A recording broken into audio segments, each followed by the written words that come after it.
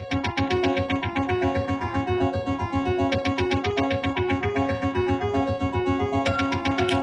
name's Pierre Vahan. I run the prop making department for all the Harry Potter films since HP1, and we're in one of the workshops at the moment where the work gets done.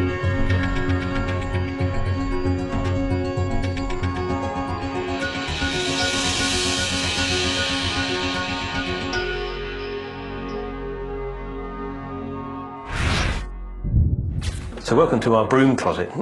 This is where we store a lot of the brooms that we manufacture in the prop making department, and we're taken around the green screen room and made to look to fly. In this film, there's a big sequence when they come out of Privet Drive and try to escape the Death Eaters. So we have the 3 firebolts, which obviously all the Harrys fly on. There's Moody's one, which has featured before. There's a wonderful Easy Rider, the way that he rides it, sits back with his feet forward. Each broom has been designed with the concept of who it's for. So it's, yeah, they're very strong individual brooms. This was made for Harry, or for Dan, when he was a 10-year-old boy. It's one of the first things I remember when I first met him, was to fit into this broom. So you can get the idea of difference in size compared to the adult brooms which you've looked at before. So these are tiny.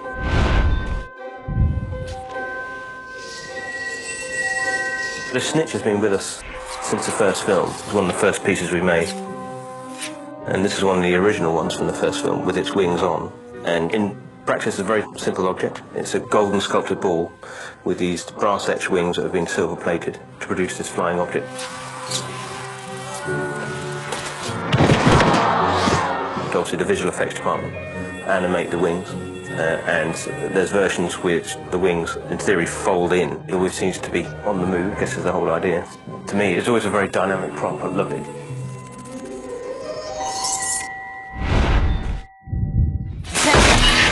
The locket, we've produced actually over 60 of these lockets.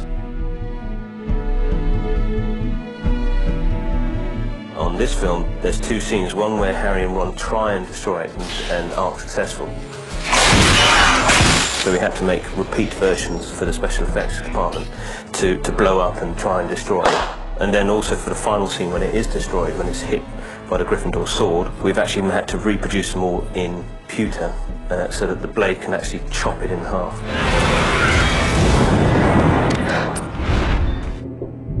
So you have the POV of a Death Eater. You're looking through the back of a Death Eater mask. And let me take it from you. So I'll show you what you're looking through.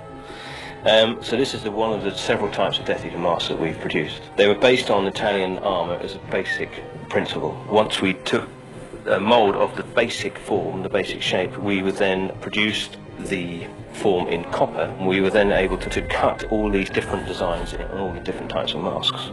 I think the whole idea with the Death Eater masks was that they're very individual. Everyone is proud to be a Death Eater, so they would obviously have these made for themselves, so we tried to put individuality into all the pieces.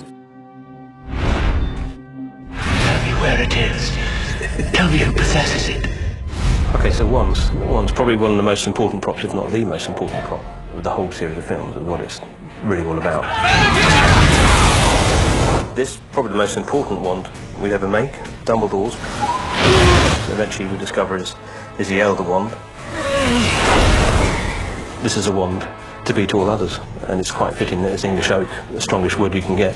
I mean, every wand we make, there'll be a standard set of 6 wands. We make rubberized versions for when they're doing stunt work. And then also repeat versions when they're using second units. So there's always several of them. In Harry's, we must have made at least 100, 150 of those wands over the last 8 or 9 years as we've gone through the films, and they get broken. So we actually have to try and make them as tough as we can. Daniel Radcliffe is always fiddling with this, because it's something to do. I mean, as you're waiting for things to happen with nervous twitches, so yeah, they do get broken. Recently we've been putting together all the pictures of the work we've done, and every time I look through it, I'm reminded of stuff that I've completely forgotten about, and the things we've discovered and the knowledge we've gained through all the work has been colossal. So it's wonderful, wonderful 10 years.